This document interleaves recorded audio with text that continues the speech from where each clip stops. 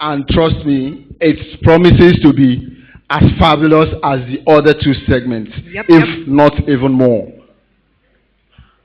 To come up stage right now is one of our finest poets who happened to show who he is and what stuff he is made of at the last spoken word slam, war of words.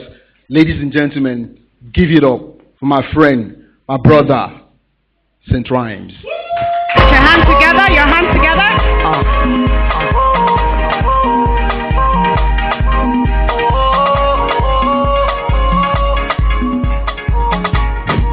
What up, people? What up, people? What up, people? Okay, do me a favor. Look to somebody sitting next to you. If the person is looking so cool and handsome like me, tell the person you are wonderfully made. If the person is looking otherwise, tell him or her, you are fearfully made. Alright. I want to do a short piece. Okay, it's not short. Share that poet don't define shortness. I want to do a piece.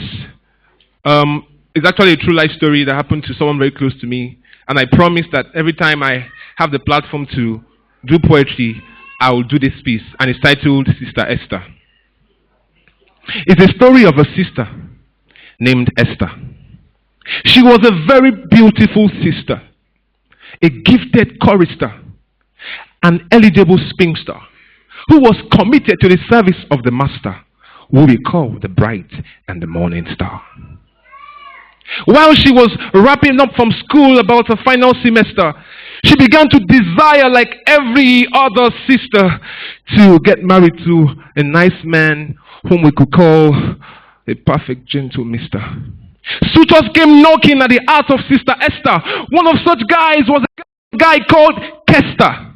But he got a big nail from Sister Esther because he was just a sales boy learning how to sell spare parts at Westminster. The other one was a guy called Sylvester. The guy no fine at all. In war, he no even get skill like Iniesta. And so he got a big nail from Sister Esther until another guy called Lester, fine boy, no pimple, no dimple, approached Sister Esther. At first, he got a big no from Sister Esther. But being a skillful toastmaster, he continued to call and text her. And one day, he took her on a date to a garden called Rochester. There, he proposed to Sister Esther and said, "If you marry me, I will take you around the cities of this world, to Rome, to Paris, to Athens, and even the city of Manchester." Oh my God, Sister Esther fell in love with Lester instanta. But then she thought it wise to seek counsel from a pastor who happened to be a godly minister. And he advised her, he said, "Esther, please don't marry Lester because Lester has no relationship with the master, who is also known as the bright and the morning star." For where?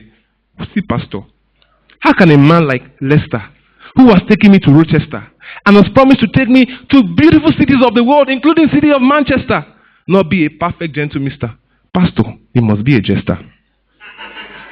And so she went ahead to marry Lester exactly 2 weeks after Easter. She was not even sure what he was doing to leave, although he claimed he was a barrister. She was not sure if he was a fraudster, a gangster, a mobster, or even a porn star. Somebody say gang. A few months after, Sister Esther could not believe her eyes as a one-time perfect gentle mister began to act like a monster, beating and maltreating her like a slave master. She cried, but her love was already waxing cold for her master, who we call the bright and the morning star. And then one day, somebody say one day. Let me hear you say one day. While she was pregnant, at about her 3rd trimester, an argument broke out between Sister Esther and Lester. And before one could say jack, Sister Esther was on the floor like a broken box of alabaster, soaked in her blood. She was rushed to the hospital. She lost the baby. What a disaster. And so I advise young men, young women, this is a lady who wanted marital bliss, but now she carries marital plasters for marital blisters. So I advise sisters, brothers, Don't marry a man or a woman who has no relationship with the master, who is also known as the bright and the morning star. Now let me do the second one quickly. The second one quickly.